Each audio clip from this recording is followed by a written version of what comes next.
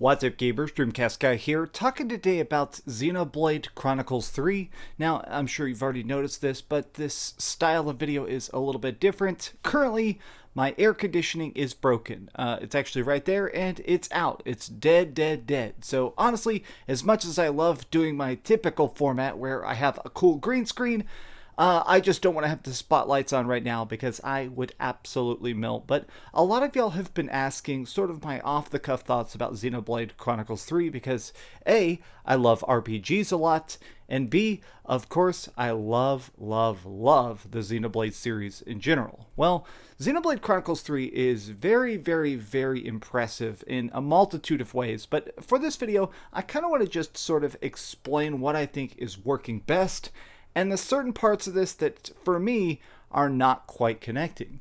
If you enjoyed this video, please give it a big old thumbs up and subscribe if you haven't already. Now, first and foremost, I want to break this down into three separate categories.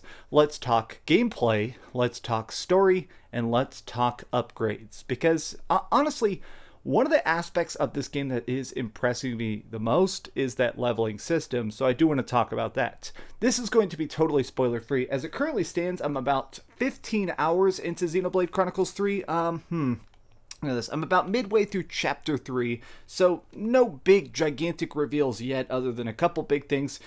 Wow, this game is extremely good. Now, I've been tweeting a bit about my experience with Xenoblade, and the number one question I've seen all over the internet, especially from people who maybe picked up a Nintendo Switch a little bit late, is, are you required to beat Xenoblade Chronicles 1 and Xenoblade Chronicles 2 in order to understand Xenoblade Chronicles 3? In my opinion, absolutely not. It can help, it will certainly enhance your enjoyment, but in my opinion, as somebody who has played the previous games, you can go into Xenoblade Chronicles 3 and it is a freaking blast. This is by far the most approachable of all the games.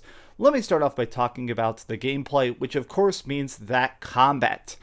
Oh my gosh, this is extremely fun. So whenever you get into fights in Xenoblade Chronicles 3, there's not your typical 4-party system. There are 6 playable people on the field at once. But along with just actually being total freaking badasses, because each of these characters is a different style of warrior, the monsters we fight are also really cool. As you're exploring environments, there's constantly different objectives on the map, from main quests and side quests, crafting stuff like picking mushrooms or trying to slay gods. You know, the typical Xenoblade extremely epicness. But what works about this is that I have always been completely obsessed with the scale of Xenoblade Chronicles. Like, these games, I know it's a little bit of an optical illusion, but the fact that you can sit there and see huge monuments off in the distance, what looks like dead gods, huge swords and stuff. Like, honestly, what's kind of striking me the most about this game is that it still has that essence of classic Xenoblade, which is bonkers as this is to think about, released all the way back on the Nintendo Wii, but they managed to sort of scale that up. Things feel bigger, feels more dense, there's just so many different monsters. As you're roaming around, there's this system. I don't think this existed in the previous Xenoblades, but it has a monster rarity system. When you see a creature and you want to beat it up, it'll have a normal style of name, it'll have a sparkly name, which means that it's a lucky one, or it'll have rare or elite, which basically is a blue name or a red name. This signifies not only the difficulty of it, but how much experience points and how much loot you're going to get off it. I like the idea of something about worlds that have monsters that right at the start are unbeatable. To me, it makes the universe feel so much more organic. It's like a personal freaking passion of mine. I like when I'm going through a big field and there is a mega titan that I can't fight yet. Some sort of creature that is just so beefy, I actually can't take them on initially. It makes the world feel more lived in, and even though you are the hero of the story, you're not immediately top of the food chain. And this really kind of goes through the entirety of Xenoblade Chronicles 3. So let me talk a bit about the story.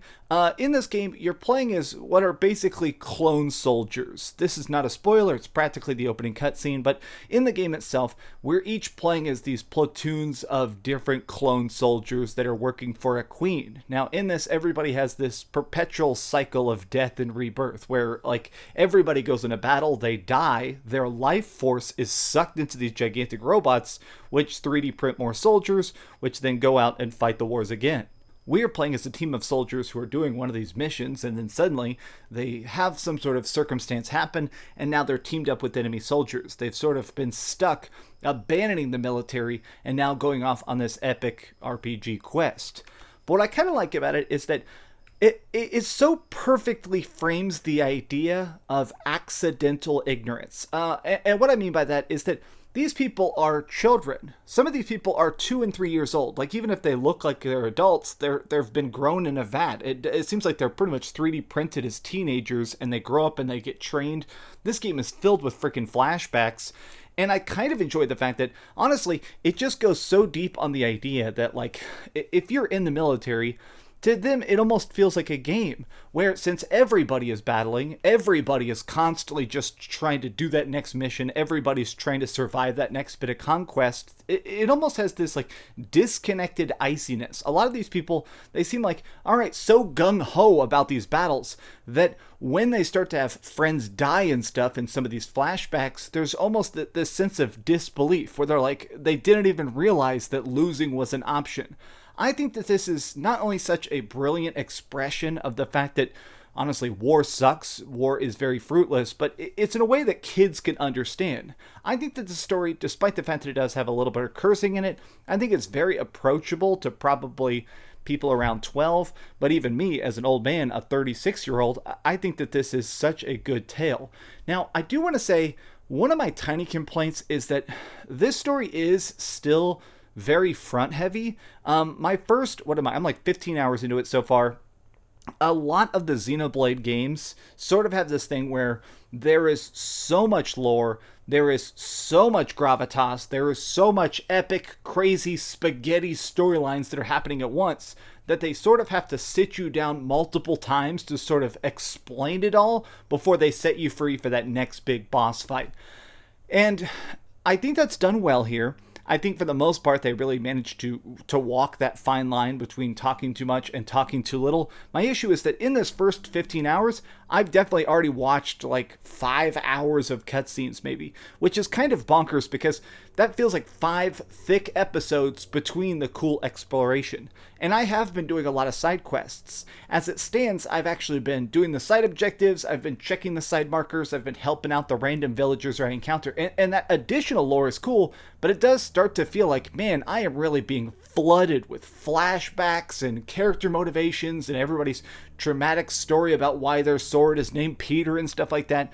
I wish that it kind of almost front-loaded more of the gameplay first. I wish that we got a chance to do more of the boss battles and stuff before we started to get into all the nitty-gritty of the flame clock and why it is that this universe exists. I don't mean that even as a detriment. I just mean that as it currently stands in the first 15 hours, I do wish I had a couple more chances to fight and switch things around before we're jumping back into these crazy long cutscenes. Now, the last thing I want to talk about is this fascinating upgrade system, where one of the things that makes our particular characters so special, besides the fact that they're beautiful snowflakes, God, I love the fact that it's actually nighttime now, the time progression system. I think that it's cool that what makes these people special is that they can switch jobs. Now, this has existed in other forms of RPGs. There's been skill systems in the previous Xenoblades where you could upgrade the talents and playstyle that you enjoy most, but what these people are able to do is everybody within their little group, the Ouroboros, are able to switch different tasks, which means you can be a healer, you can be a tank, you can be the DPS, and honestly, everything in this game is equally fun. Like, do you know how difficult that probably is to balance? I actually love being the tank, the guy who takes all the damage. But each of the different characters actually works a little bit different.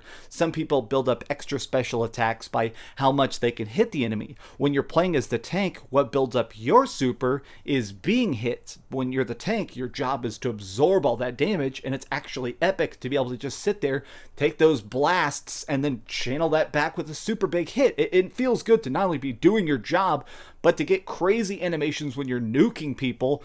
Now, I love the fact that I can actually tinker with crafting specific pieces of gear, leveling up the arts I enjoy the most, and now even my classes. It does, in a way, remind me of something like Final Fantasy Tactics because there is just so many different job systems. There is also a maximum level to the job, so you're kind of encouraged to constantly be swapping out your classes, and even if you like max out a particular set of skills, you're encouraged to, sort of try the next big thing. This game is so freaking fun, and I'm curious if we start to get more classes overall. I've been battling a lot. I've been doing a bunch of the random fights. I love exploring and collecting all the minerals and doing the Collectopedia and stuff. And already, I am starting to max out some of the starting classes. I don't know if they're going to introduce stuff more later on, but as it currently stands, it's really freaking cool just to be leveling up and figuring stuff out. But this does bring me to the one real detriment I have with Xenoblade Chronicles 3, which is that it definitely makes me want a Nintendo Switch Pro. There's this term that's used a lot when talking about these older consoles like Game Boy and stuff, which is console pushers, which are like cartridge-based games and stuff that were so freaking good, they really just sapped every bit of juice out of the tiny processors of something like the PlayStation 1 or the Game Boy Color.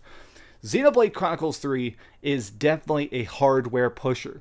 This is as good as graphics are ever going to get ever on the Nintendo Switch. And I mean that for better or for worse. The Nintendo Switch is not a strong system. It is very outdated tech. It's incredibly archaic for how good of graphics they managed to get out of it. And I've been predominantly playing it handheld, which is why I don't have a lot of gameplay saved. And as cool as this game looks, at times the resolution is terrible, the draw distance is pretty blurry. It definitely makes me wish that this game, like even if it wasn't to PlayStation 5 graphics, I wish it was closer to PlayStation 4 graphics, because this game looks so good. It's very, very stylized. I love the spell effects and the big super ultimate chain attacks and stuff. It just makes me wish that we had that little bit more of juice under the hood to fully maximize those visual capabilities. But these have just been some off-the-cuff thoughts about Xenoblade Chronicles 3, because honestly, I am having a very, very good time with it. A lot of people have been asking me, because I beat so many different games, where would I probably rank this? Well, being close, I guess I'm probably pretty close to almost 20 hours into it. I'm about to get to Chapter 4, I can tell. As it currently stands, this is easily in my top 3 or top 5 games. For me, personally, I still think Elden Ring is a much better product. I've spent almost 1,000 hours playing Elden Ring. I'm probably not going to spend 1,000 hours playing this, but as a $60 freaking handheld I can play on my TV, this game is a banger. But thank you so much for watching. If you enjoyed this video, give it a thumbs up, share with your friends, and subscribe if you haven't already, and please keep dreaming. Oh god, it's so hot in here. I'm like sweating so freaking bad. I'm sorry. I wish that AC wasn't broken, but more green screen videos starting Monday. I gotta fix the AC. Ooh, I can't show you, but I'm actually not wearing pants. Thanks so much for watching that video. If you want to see something else, you can always click this link to see what I put up last, or, subscribe and see what's coming up next. Also, I promise that whatever I do, it'll try not to suck.